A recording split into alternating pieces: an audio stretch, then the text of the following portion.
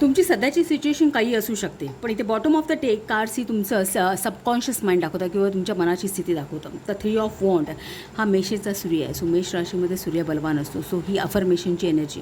दुसरं 3 of cups हा कर्केचा बुध आहे. सो कर्क रास चंद्राची, चंद्र मन आणि बुद्धी एकत्र असले ना की आपली इंट्युएशन ॲक्टिवेट होते.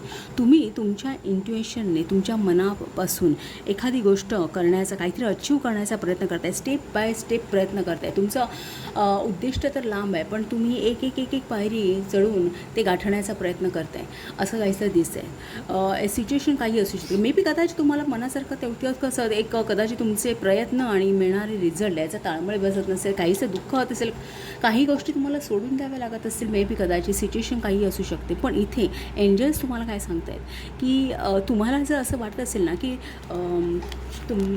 तुमचं सक्सेस तुम्हाला फॉलो करावं, तर मग तुम्हाला काही ना काही एक नवीन नवीन आयडियाज, नवीन नवीन युक्त्या, एक नवीन नवीन models, page of cup model सांगतात. नवीन मॉडेल्स तुम्ही तुमच्या बिझनेसमध्ये, करिअरमध्ये, तुमच्या सिच्युएशनमध्ये आणण्याचा प्रयत्न करा की जेणेकरून जर आणि दुसरं इथे काय इथे पब्लिक इन्व्हॉल्वमेंट जास्त, इथे पब्लिक इन्व्हॉल्वमेंट जास्त. सो मे बी तुम्ही पब्लिकली काहीतरी करण्याचा प्रयत्न करताय असं इथे दिसतं आहे.